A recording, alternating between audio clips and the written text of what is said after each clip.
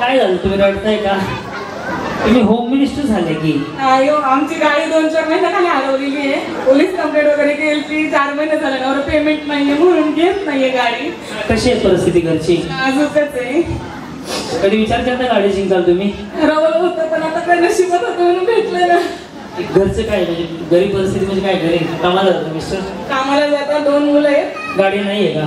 गाडी हरवली, आमची चोरीला गेली होती 2-3 महिन्याला, पण केलं होतं मी त्यावेळेस, पण नाही सापडली. आणि गाडी अशी होती की म्हणजे घेण्याची आता परिस्थिती नाही आहे माझी सध्या ना. त्याच्यात किती पगार आहे साहेबांना?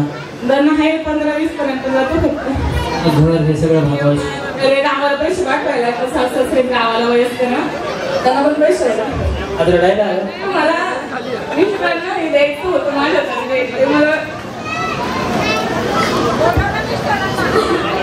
आज आयोजक सुद्धा रेडलेट गाडी ज्यांना मिळाली, हीच होम मिनिस्टरची खासियत आहे का?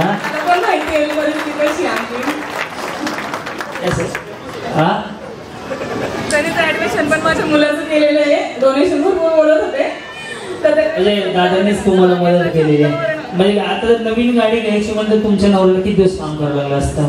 अहो नाही, म्हणजे आम्ही 1 वर्षभर घेणारच नव्हतो. ते सकाळी 7ला घरून निघतायत, संध्याकाळी झालं तिथून PMT ला जातात, त्यांचं काम नको लावायचं. 3 गाड्या बदलत जातात ते इथून. संध्याकाळी घरी यायला पण 10-11 वाजतात. छोटी छोटी मुलं आहेत, वाढ बघत असतात त्या टायमिंगपर्यंत अशी.